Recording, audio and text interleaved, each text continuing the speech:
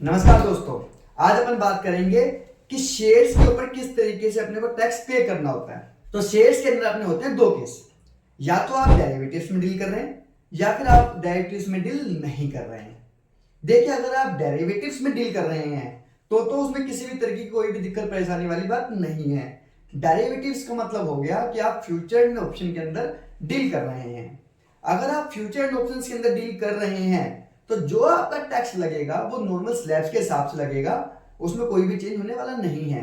Normal slabs अपन ने पिछले video के अंदर डिस्कस किए थे, तो आप पिछली वीडियो भी देख सकते हैं, जिससे कि आपको पता लग जाए कि डेरिवेटिव्स के अंदर किस तरीके का टैक्स लगता है। तो बेसिकली आपको ये याद रखना है बस कि नॉर्मल स्लैब्स जो हैं उसके अकॉर्डिंग आपको टैक्स पे करना पड़ता है डेरिवेटिव्स के अंदर। अब आई बात दूसरी, अगर आप डेरिवेटिव का केस नहीं है तो उस केस में आपके केस बनते हैं तीन। पहला होता है कि आपका लॉन्ग टर्म कैपिटल गेन है, ठीक है जी। दूसरा होता है आपका शॉर्ट टर्म कैपिटल गेन है, और तीसरा होता है आपका इंट्राडे ट्रेडिंग का केस है, ठीक है जी। अब अपन एक एक करके इनको डिस्कस करते हैं। सबसे पहले अपन डिस्कस करते हैं इंट्राडे ट्रेडिंग के अंदर किस तरीके से आपको टैक्स पे करना होता है। अगर इंट्राडे के अंदर आपको प्रॉफिट हो जाए तो उसका भी टैक्स आपको नॉर्मल स्लैब्स के अकॉर्डिंग ही पे करना होता है। जैसे कि 0 से लेकर 4 लाख तक कोई टैक्स नहीं है, 4 लाख से लेकर 8 लाख तक 5% टैक्स है। तो उस तरीके से जो स्लैब्स दिए हुए हैं, तो अगर आपको डिटेल में देखना है तो पिछली वीडियो देख लेना, उसमें आपको काफी हद तक क्लैरिटी मिल जाएगी, ठीक है जी। फिर भी अगर आपको कोई कंफ्यूजन हो तो आप लोग कमेंट बॉक्स में कमेंट डाल देना, मैं आपको डिटेल में बता भी दूंगा, ठीक है जी। तो ये प्रॉफिट की बात की हमने। और अगर आपका लॉस आ जाए स्पेकुलेटिव के अंदर तो आप उस अमाउंट को कैरी फॉरवर्ड कर सकते हैं 4 साल के लिए, ठीक है जी। लेकिन अगर आप कैरी फॉरवर्ड करते हैं तो अगले सालों में अगर इनकम आपकी स्पेकुलेटिव की होती है तभी आप उसको सेट ऑफ कर सकते हैं, अदरवाइज सेट ऑफ नहीं कर पाएंगे, ठीक है जी। आगे बात समझ में। अगर आप लोगों को सेट ऑफ से रिलेटेड कोई दिक्कत हो तो आप कमेंट बॉक्स में कमेंट कर सकते हैं, हम लोग उससे रिलेटेड भी एक वीडियो बना देंगे, ठीक है जी। अब अगली बात करते हैं अपन। तो इंट्राडे हमने प्रॉफिट भी डिस्कस कर लिया और लॉस भी डिस्कस कर लिया। अब अगर शॉर्ट टर्म प्रॉफिट है आपका तो क्या ट्रीटमेंट होएगा, इसके बारे में बात करते हैं। अगर शॉर्ट टर्म लॉस है तो क्या ट्रीटमेंट होएगा, इसके बारे में बात करते हैं, ठीक है जी। अगर आपका शॉर्ट टर्म में लॉस आ जाए तो आप उसको कैरी फॉरवर्ड कर सकते हैं नेक्स्ट ईयर्स में, वो भी 8 साल के लिए, ठीक है जी।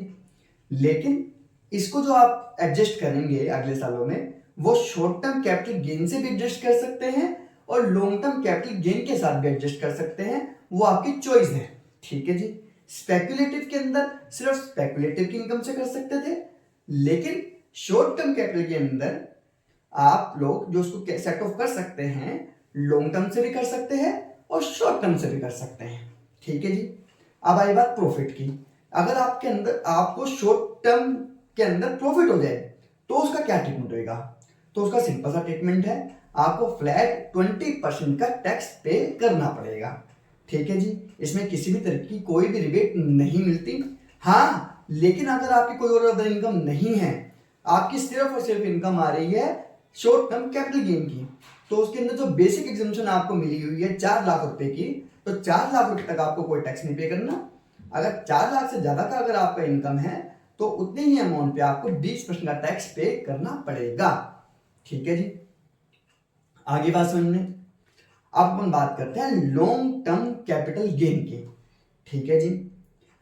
अगर आपका लॉन्ग टर्म के अंदर लॉस आ जाए तो उसको आप कैरी फॉरवर्ड कर सकते हैं, कितने साल के लिए, 8 साल के लिए।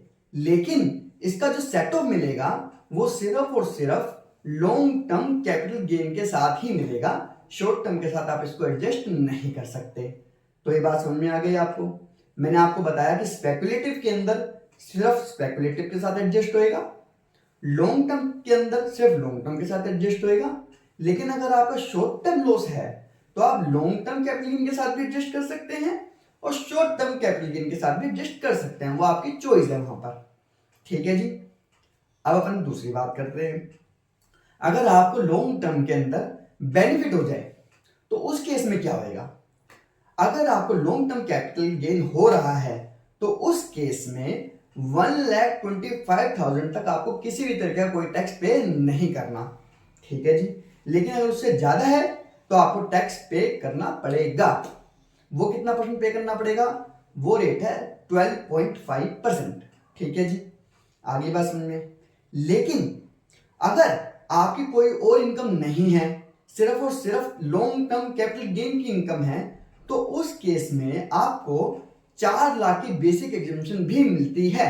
यानी कि 4 लाख रुपए तक आपको किसी भी तरह का कोई टैक्स पे नहीं करना उस केस में। उससे ज्यादा के अमाउंट पे ही आपको टैक्स पे करना पड़ेगा। ठीक है जी, आगे बात समझ में। अगर आप लोगों को इससे रिलेटेड कोई और दिक्कत भी है तो आप कमेंट बॉक्स में कमेंट करके भी पूछ सकते हैं। ठीक है जी, अब अपन बात करते हैं कि लॉन्ग टर्म कैपिटल गेन कौन सा होता है, शॉर्ट टर्म कैपिटल गेन कौन सा होता है, और इंट्राडे ट्रेडिंग कौन सा होता है। ठीक है जी, क्योंकि हमने इसके बारे में तो बात की नहीं अभी तक। तो इंट्राडे होता है कि जब आप सेम डेट में परचेज भी करते हैं और सेम डेट में ही इसको सेल भी कर देते हैं, तो इसको बोलते हैं इंट्राडे ट्रेडिंग।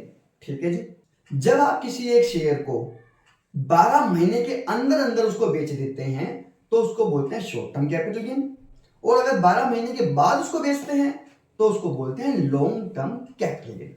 ठीक है जी, जैसे कि अगर हम एग्जांपल लें, अगर आपने कोई शेयर 30 अप्रैल 2024 को खरीदा, तो अगर आप उसको 31 अप्रैल को खरीदा है तो 29 अप्रैल 2025 तक अगर आप उसको बेचते हैं, उससे पहले अगर आप बेच देते हैं तो आपको शॉर्ट टर्म कैपिटल गेन मिलेगा, और अगर आप उसके बाद बेचते हैं तो आपको उस केस में लॉन्ग टर्म कैपिटल गेन बन जाएगा।